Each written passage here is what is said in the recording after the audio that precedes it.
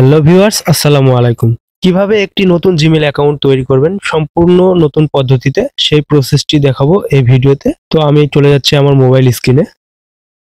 Mobile স্ক্রিনে আসার পরে আপনারা প্রত্যেকে আপনাদের ফোনে একটি অ্যাপস দেখতে পাবেন, জিমেইল। তো জিমেইলের এই অ্যাপসটির উপরে একটি ক্লিক করবেন। ক্লিক করার পরে ঠিক এরকম একটি ইন্টারফেস দেখতে পাবেন। যেহেতু আপনি একটি নতুন অ্যাকাউন্ট ক্রিয়েট করতে চাচ্ছেন, নিচের দিকে দেখতে পাবেন অ্যাড অ্যানাদার অ্যাকাউন্ট। এই অ্যাড অ্যানাদার অ্যাকাউন্টের উপরে একটি ক্লিক করুন। এবার আপনাদের সামনে আরো একটি পেজ শো করবে। এখান থেকে আপনারা গুগলটিকে সিলেক্ট করে একটি ক্লিক করুন।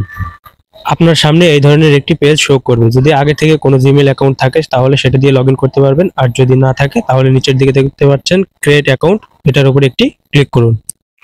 এখানে দেখুন দুই ভাবে শো করছে, একটা পার্সোনাল কাজের জন্য তৈরি করতে পারবেন, আবার চাইলে বিজনেস করার জন্য তৈরি করতে পারবেন।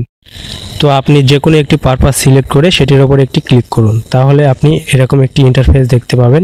এখানে ফার্স্ট নেম এবং লাস্ট নেম, তো আপনারা ফার্স্ট নেম যেটা দিতে চান সেটা এখানে লিখে বসিয়ে দিন। আমি আমার ফার্স্ট নেমটা দিয়ে দিচ্ছি। এরপর নিচের দিকে দেখতে পাচ্ছেন লাস্ট নেম, এটা আপনারা চাইলে দিতেও পারেন, আবার না দিলেও কোনো অসুবিধা নেই। তারপরে নেক্সট অপশনে একটি ক্লিক করুন।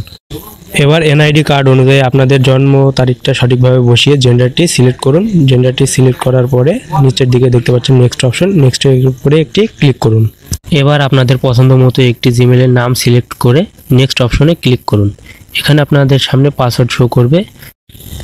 আপনাদের পছন্দ অনুযায়ী একটি স্ট্রং পাসওয়ার্ড ব্যবহার করে আবারও নেক্সট অপশনে একটি ক্লিক করুন এবং এই ধরনের একটি ইন্টারফেস দেখতে পাবেন। এখানে আপনারা সেভ বাটনে ক্লিক করে ইমেলটিকে সেভ করে নিন এবং আবারও নেক্সট অপশনে ক্লিক করুন এবং এখানে অনেকগুলো কন্ডিশন দেওয়া থাকবে। কন্ডিশনগুলো ভালোভাবে পড়ে আপনারা আই এগ্রির উপরে একটি ক্লিক করুন।